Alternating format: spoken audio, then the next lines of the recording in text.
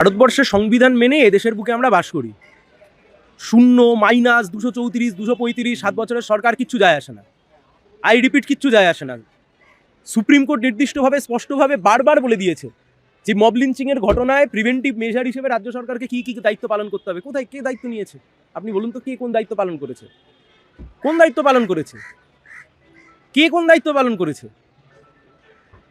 এদের থেকে এই সমস্ত কথা শুনবো? আমি তো আপনাকে বললাম, ভারতবর্ষের যে কোম্পানি সবচাইতে বেশি গরুর মাংস বিদেশে রপ্তানি করে তার থেকে বিজেপি চাঁদা নেয়। বিজেপি নামলে ভারতবর্ষের সবচাইতে বেশি গরুর মাংস বিদেশে রপ্তানি হয়। তাদের কাছ থেকে এই সমস্ত এই প্রোপাগান্ডার রাজনীতির গল্প শুনবো? আজ থেকে 6 বছর আগে এদের বিরোধী দলনেতা খোদ শুভেন্দু অধিকারী গিয়ে রেড রোডের নামাজের মঞ্চে গিয়ে বসে থাকতেন। আজকে তার কাছ থেকে এই ধর্মের আলোচনা শুনতে হবে?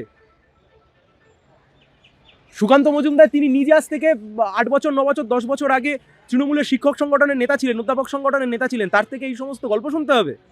শঙ্কুদেব পণ্ডা ঘুষ খেতে গিয়ে নারদা স্টিং অপারেশনে ধরা পড়ে যাবে, সিবিআই তদন্ত করবে, আর সে গিয়ে 5 লক্ষ গীতাকণ্ঠে নিজের গলা মেলাবে বলে 7 খুন মাফ? আমি আপনাকে আবার বলছি, আপনি গীতা পড়বেন, এটা আপনার অধিকার। ভারতবর্ষের সংবিধান এই অধিকার আপনাকে দিয়েছে, কিন্তু ভারতবর্ষের সংবিধান আপনাকে মব লিঞ্চিংয়ের অধিকার দেয়নি। অনেকে প্রশ্ন করেছেন, হুমায়ুন কবির যখন 30%, 70% বলেছিল তখন কি করেছেন? খুলে দেখুন, সোনারপুর থানায় আমার করা কমপ্লেন পড়ে আছে, কোনো বিজেপি নেতার নয়। কিন্তু দুঃখের হলেও সত্যি রাজ্যের সরকার না শুভেন্দু অধিকারী, না এই সমস্ত, না হুমায়ুন কবির, না এই সমস্ত ঘটনায় কারোর কোনো ঘটনায় কোনো রকমের কোনো হস্তক্ষেপ করবে না, কারণ এই রাজ্যের সরকারও চাই হিন্দু মুসলিম নিয়ে উস্কানি হোক।